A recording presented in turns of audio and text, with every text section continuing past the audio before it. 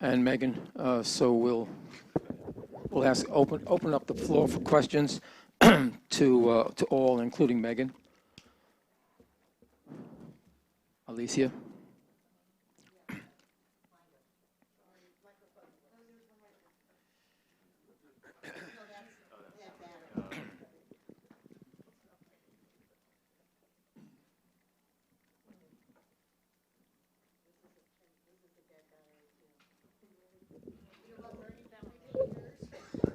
You can.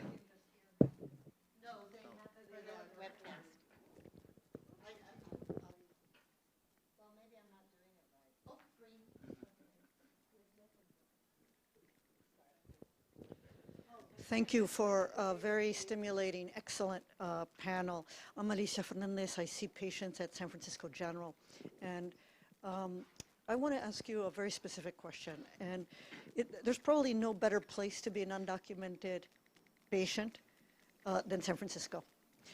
We have a sanctuary, we're a sanctuary city. The mayor has come out with comments. The city council has come out with comments. And I described earlier the efforts that our hospital system and the educational system have taken to calm fears.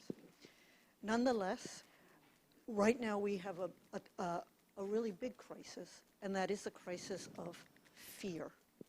We don't know, to my knowledge, we still don't know whether or not there are more anti-immigrant raids now than they were, say, 4 months ago. I think the evidence on that is still mixed. But there is a lot more distribution of information. I go to cut my hair, my hair cutter says, oh, they picked up this family in San Jose, and now all 5 kids are in different foster cares. Maybe that happened 4 months ago, would have happened as well, but this time I hear about it. I stopped to say goodbye to the people who clean our offices. How are you doing? How's your little girl? We're doing okay. We only go to work and home, work and home. I'm like, it's really important that your little girls still go to the park and go to the library. No, doctora, we don't live in San Francisco. We live in San Mateo. And it's not true that San Mateo is more dangerous than San Francisco. And the climate of fear is overwhelming. People are not taking their kids to school. They're not coming in to the hospital. You know this. So my question to you is, this is going to last a while. And my question to you is, in your organizations and in the environments that you're in, and thank you, Mr. Morales, for all the work that you've done, where have those discussions gone? And how are you thinking that we can help combat the actual crisis of fear?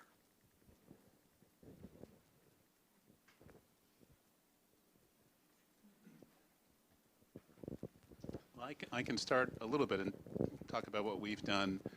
We're a health foundation, so our job is to give people money, and hopefully those people will use that money to do things that are very needed. And we recognize that in this current climate, there was a need to do something that we really don't generally do, and that is to give people money to defend the rights and the actual existence, at least on this soil, of certain populations. So we created this thing that we call a Fight for All Fund, and it's $25 million, and it's got 4 basic elements to it.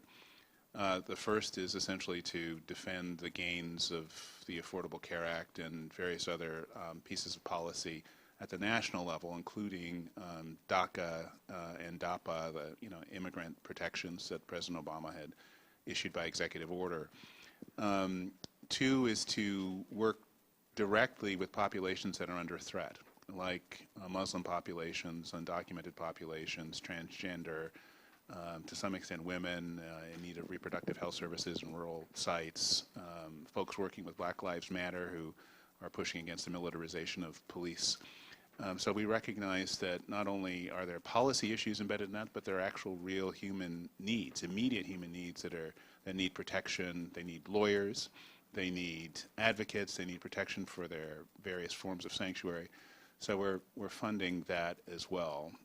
Third bucket is really working kind of on advocacy to support some of the, the policies locally. within California that actually do create equity and opportunity for populations that are highly vulnerable. And then the fourth is really this kind of, the first three are really kind of reactive to the current federal landscape. The fourth is really proactive, looking at who we are as Californians, recognizing that we have a very different narrative here than the rest of the country. We have a narrative of inclusion. We recognize that we can't waste human capital, that we need all hands on deck to sort of bring us into the 21st century, and we can't afford, as Hugo described, all of these young people that can't get an education now because we've made it impossible for them. We've literally made it impossible for them financially. We recognize that there's a movement afoot in California that needs to be bolstered. It's environmental justice, it's climate justice, it's social justice in general, it's sort of health equity. There are a number of different efforts that are happening around this state that need to be brought together in, around a narrative of the future, of California's future, which is, taking us into the 21st century, utilizing all of our assets and investing in all of us. So that helps, but I want to acknowledge that what you described is super real. I was at a meeting in Chicago just last week where a bunch of foundations from around the country and others were talking about, kind of the prospects of the kinds of policy changes that we're all hoping and have been working to try to achieve over the past several years, and how many of those things were on the chopping block. Whether they're housed in the EPA or Health and Human Services or CDC or, in the Department of education. Justice or education, like literally on every front, there's a massive battle. And there was a pall over the room. I mean, people, these are people who are, well-paid executives for foundation, and people were like almost in tears. And, I asked us to think about how we felt, multiply that by a factor of about 100, because that's what people living in the communities that you're describing are feeling every day. That has profound direct health impacts on cortisol and stress levels, and it can change people's physiology, change their genetic expression. All of this is happening right now due to policy, or in many cases it's the absence of policy in the face of abject need. And we have to be attentive to that. So the patients that we see now who, in a year ago were already stressed, multiply that level of stress by, some factor, and recognize that they're not even hearing you. All they're hearing is sort of the immediate, kind of threats that they're facing. So you have to communicate in a different way with these populations.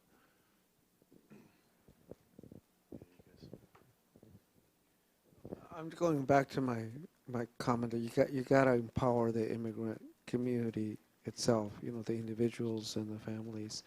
I mean, they got to know what to do when ICE knocks on their door, to not answer, et cetera, et cetera, et cetera. And that's what we're doing with Tony's help. We're also, guiding them to where legal services can be found. We're encouraging networks throughout our service areas, et cetera, et cetera. We have to empower these families. They got to stand for their rights. And you got to also have them feel good about themselves. That's just like Tony said. And so we need to do that. And I also think we need to at least in the Latino community, we're not homogeneous. We now have a small but nevertheless middle class, and in these times, because this is not the only time when immigrants are threatened, we come together, and this is one of those times. And just to give you an example of what the power of radio can do, this last Monday we had Dr. Fernando de Stein. He's the president of the American Academy of Pediatrics. He's in Houston. He came on Radio Bilingüe Live and talked about one of his recent visits to one of the detention centers there for immigrants, refugees coming from Latin America. He described essentially a warehouse scene where the lights are on 24/7, and this warehouse is literally cold, and how the children who are under 5 are with their mothers, but then the 5 to 10-year-olds are in a separate cage, so we say, and how, as a pediatrician, he was witnessing the children that 5 to 10, and how those children, who ordinarily would be playing and enjoying themselves and monkeying around, shall we say, were just there still. I mean, they were just motionless. That's just, I mean, it seems like this, the power of media. I mean, this is the voice that, probably 500,000 Latinos are hearing. These are the kind of stories that need to get out, and then hopefully we get out to also mainstream media, and to hopefully to change some of these things. But it is very, very scary, and it's very real.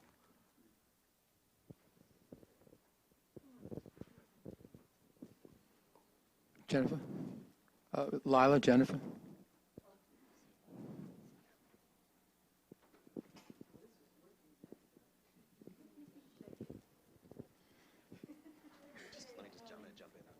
Can I just jump back on that one for a second? Just to expand this notion of fear, we should also not forget that there are 40 million Americans who are afraid of losing health care in general right now. And in our state of Oregon, where expanded Medicaid brought our uninsured rate down to 5%, what I see every single day is people coming in saying, I'm scared I'm not going to be able to see you anymore. So I just want to make sure we're thinking broadly. I've worked in a county hospital for 19 years now. I've never seen anything like this. And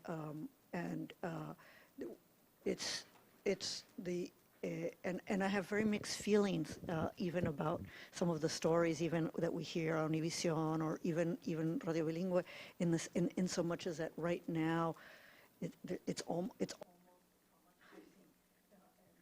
And I think we need to work, and as you are suggesting, and we are doing, I'm sure many systems are doing, to educate people, to make them feel more in control, to have them build binders, to make plans, to do legal things. But at the same time, this is going to last a while. Hopefully the fear will go down. But I don't know, and I do think that we have to recognize that there's two crises. The actual legislative and legislative or executive action changes, and the other one is the actual effect on the community and on people's ability to constantly do their lives and take action. Thank you for your responses. Thank you for the work you're doing. Don't touch it, Judge.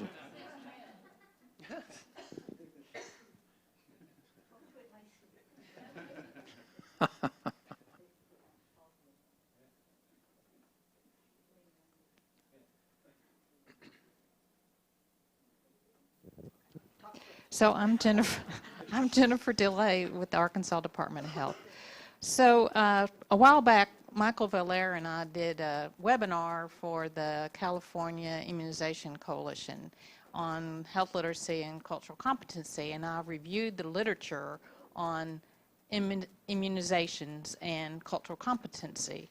And I was struck by one study that showed that the high rates of immunization correlated with whether the staff in the health department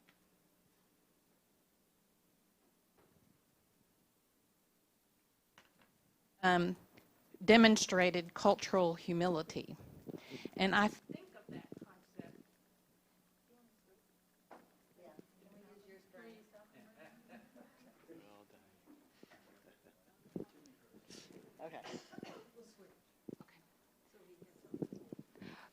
So I think of cultural humility as being kind of the mirror of cultural competency. So cultural competency is for the people you're interacting with, and cultural humility is your understanding of your own culture and its impact on your interaction. And so you mentioned, Megan, which I really enjoyed your presentation, about training along those lines, and I'd like you to comment on that, and I would like also to hear any other comments of what's being done or about that.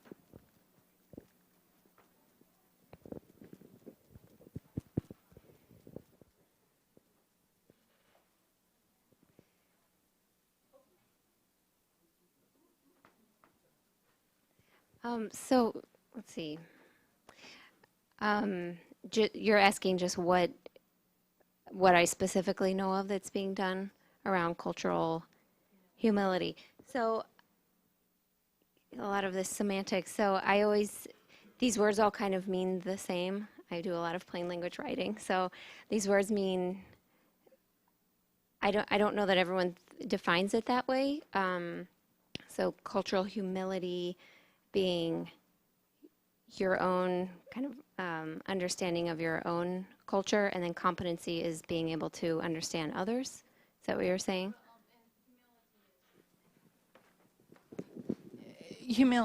Cultural humility is kind of a lack of cultural arrogance, of imposing that on people and allowing them to be empowered to take control and make decisions without automatically knowing what is best for them. I think that was what the qualitative research article I read was talking about.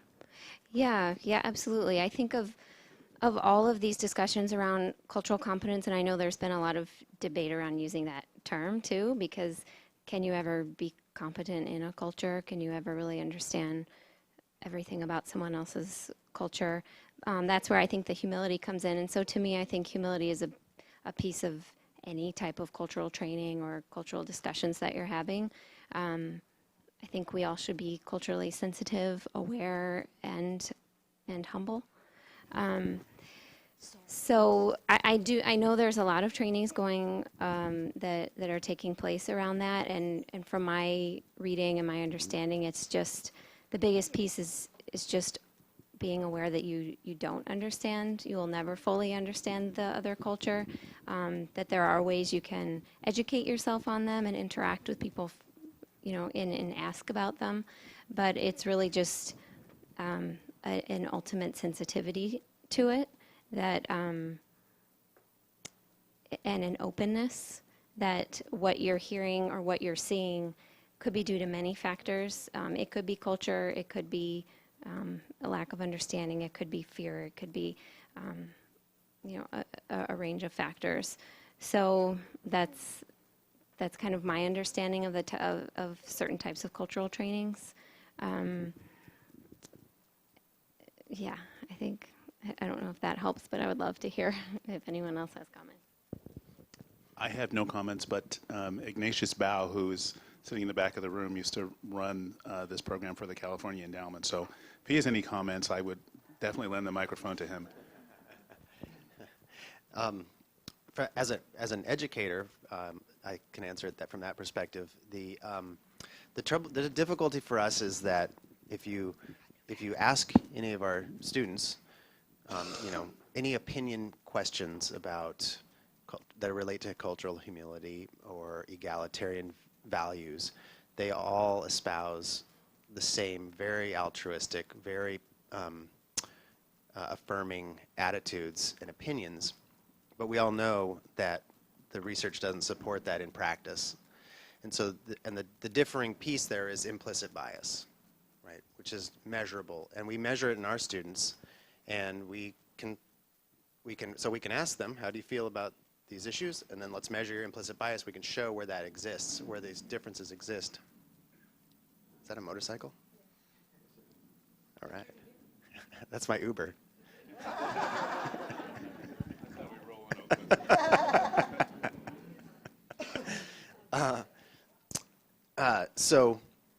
So we've taken,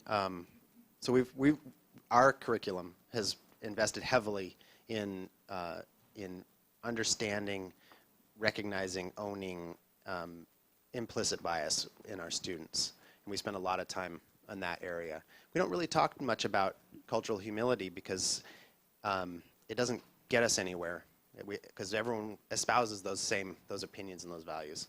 So we really kind of go to what the evidence shows, and we have people using, if you're familiar with the implicit association test that was developed at Harvard, a nice online, quick, validated tool for measuring differences in response times based on differences in pictures that people look at. You can very quickly get to a person's sort of heart and figure out what they've learned over time and where those opinions exist that they may not be willing to or able to recognize explicitly.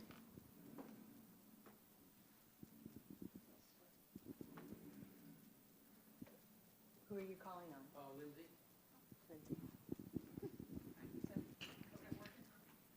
Here, this one's working. This is working. This is working batteries. I got new batteries. Thank you. I'll handle it very gently. My name is Lindsay Robinson. I'm from the American Dental Association, and my attention peaked quite a bit when Mr. Morales talked about oral health. And you prefaced that around the idea of capacity building in communities and developing a positive culture of health within the community itself. And oral health was a piece of that. So I would love for you to talk more about that, help us understand how we can assist with that, or what your perspective is on that, because oral health, we seem to do better when we commingle ourselves with overall health. There's a lot of conversation nationally about that, and there are a lot of examples of that going on in terms of policy, financing, building practice communities and delivery systems that integrate both. And I'd love to know at the community level how that can happen. Well, I don't have the answer, but definitely, obviously, I've been to media, right? You want to use media and ethnic media and community media. But also, I think the schools, and I think in other ways, maybe at the clinics or whatever, that often a lot of us, just immigrants, I'm speaking as an immigrant myself, we dismiss, dental care because that's not part of our routine, and it's part of our culture. And I say culture because, again, I want to use myself as an example. I didn't go to a dentist till I was 34, and that's when I had a tooth infection. And then when the dentist told me how much time I had to save my gums and my teeth, that's when I began to shave. To brush 3 times a day, and really take away. So in 7 of those years, I actually had incredible health care and free dental and free medical, when I was in college and grad school. But I never went to the dentist, never. Nor did I go for an annual checkup. So these are cultural things. So it's not just being accessible, but if people don't know that they're supposed to use it, what it can mean. And by the way, in that same situation, similar, that impact I'm seeing at dentist is now being felt by my brother, who's 4 years older. He had the same situation. Now he has very severe, serious issues with his teeth, because again, it's not for not being intelligent or whatever.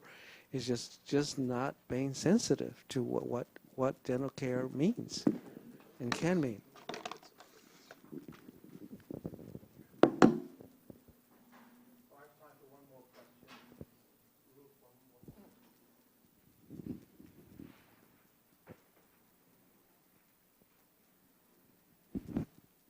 So, Ruth Parker, I wanted to ask if any of you have specific thoughts for the roundtable on health literacy, sort of just stepping back, the topic at large, who the roundtable is.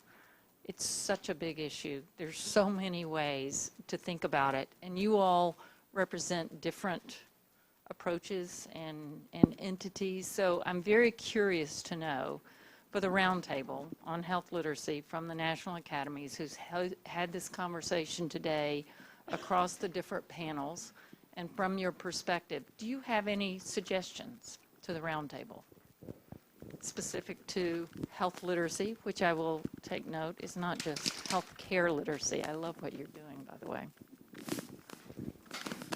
Yeah, I think, for me, I don't know too much about everything that the Academy does, but I think from the discussion today, which has been really helpful, I feel like one of the things that this group could do is be a I don't know what that is, but be like a clearinghouse or a way to share best practices that you've gathered. And I don't know if you already do that, but I feel like this is a way that, best practices that you see from different parts of the country, from different areas, could be collected and shared. We have a lot of large networks too. So if there are ways that you can connect with organizations like ours, we have huge networks of community-based organizations. And if there's ways that we can, share some of this information, I think information sharing, is something that I would think would be something that this group could be involved with.